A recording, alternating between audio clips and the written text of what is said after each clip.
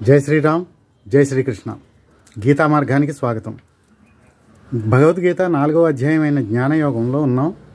ఇందులో 17వ శ్లోకంలో కర్మ, అకర్మ, వికర్మల గురించి చెప్పారు కృష్ణ పరమాత్మ. అంటే కర్మ, విహిత కర్మ, వికర్మ అంటే నిషిద్ధ కర్మ, అకర్మ పని చేయకుండా ఉండటం. ఈ మూడింటి గురించి అర్థం చేసుకోవాలి. ముందుగా అకర్మ అంటే పని చేయకుండా ఉండటం. దీన్ని ఇద్దరు ఫాలో అవుతారు. ఒకరు జ్ఞాని, రెండవ వాళ్ళు సోమరిపోతు. ఒక ఉదాహరణతో చెప్తాను. చెట్టు మీద ఓ పక్షి కూర్చుని ఉంది. ఆ పక్షి జ్ఞానంలో ఉంది, అది జ్ఞాని. అది ధ్యానంలో అలా కూర్చుని ఉంటే దాన్ని చూసింది కింద ఉన్న ఒక కుందేలు. ఇదేదో బాగానే ఉంది, పని ఏమి చేయకుండా చక్కగా అలా కూర్చుని ఉంది, దీంట్లో ఏదో మజా ఉంది అనుకుని ఆ కుందేలు కూడా దాన్ని ఇమిటేట్ చేయడం మొదలుపెట్టింది. అప్పుడు ఓ తోడేలు వచ్చి కుందేలుని పట్టేసింది. పైన ఉన్న పక్షి అంటుంది, నువ్వు ఇలా చేయాలంటే నువ్వు టాప్లో ఉండాలి, అంటే మానసికంగా ఇంత పరిపక్వత ఉండాలి, ఉంటేనే ఇలా చేయడం సాధ్యమవుతుంది.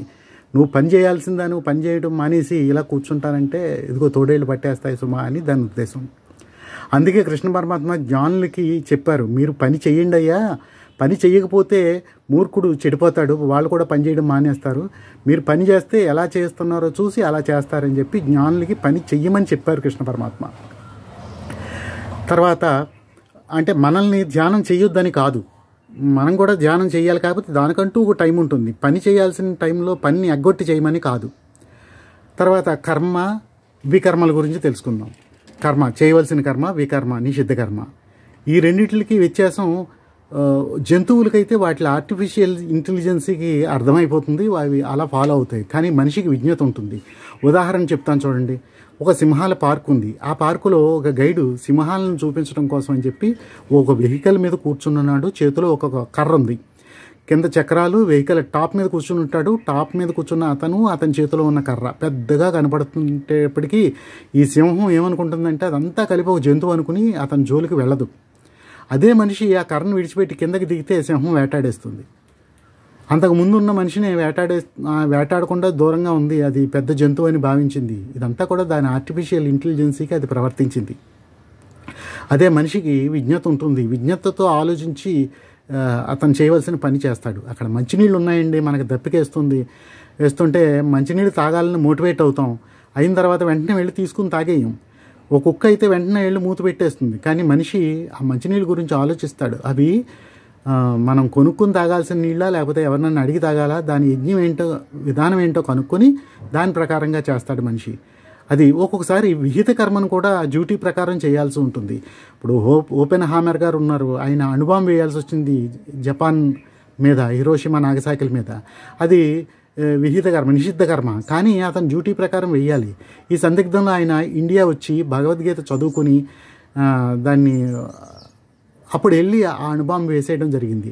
అంటే ఆ కర్మబంధంలో అతను చిక్కుకోకుండా అతని డ్యూటీ మాత్రమే అతను చేసి అతను సేవ్ అయ్యే విధానాన్ని భగవద్గీతను అనుసరించి ఫాలో అప్ చేశాడు ఆయన ఓపెన్ హామర్ గారు. అలాగే ఓ కుక్క ఉంది, అది గడ్డి తింటుంది. నిజానికి అది విహిత కర్మ, కానీ దాని పిల్లలకి ఆహారం పెట్టుకోవాల్సి వచ్చినప్పుడు అది తిన్నదాన్ని కక్కడం కోసం గడ్డి పరకలు తిని వెళ్ళి కక్కుతుంది. ఆ కక్కిన దాన్ని పిల్లలు తింటారు. దాని సిస్టమ్ అలా ఉంది. దాని యొక్క ఆర్టిఫిషియల్ ఇంటెలిజెన్సీకి అది విహిత కర్మను కూడా ఫాలో అయింది. కానీ మనిషి విజ్ఞతతో ఆలోచించి ఏది కర్మ, ఏది అకర్మ, అకర్మలో కర్మను చూడమన్నారు. ఇప్పుడు లైక్ మైండెడ్ పీపుల్ అందరూ ఒక చోట కూర్చుని బంగారాల గురించి, లేకపోతే ఆస్తుల గురించి, లేకపోతే రాజకీయాల గురించి చర్చించుకుంటూ ఉంటారు. తప్పేమీ లేదు, కానీ ఆ కర్మబంధంలో చిక్కుకుపోతుంటారు. అకర్మ వాళ్ళేం చేయట్లేదు, కానీ అకర్మలో కర్మను చేసేస్తున్నారు ఆటోమేటిక్గా. ఆ కర్మబంధాల్లో చిక్కుకుపోతున్నారు. అలా చిక్కుకుపోవద్దు. మీ డ్యూటీ అయితే కనుక అలా చర్చించడం దాంట్లో చేయొచ్చు, పర్వాలేదు, శరీర యాత్రకి అనుసరించి.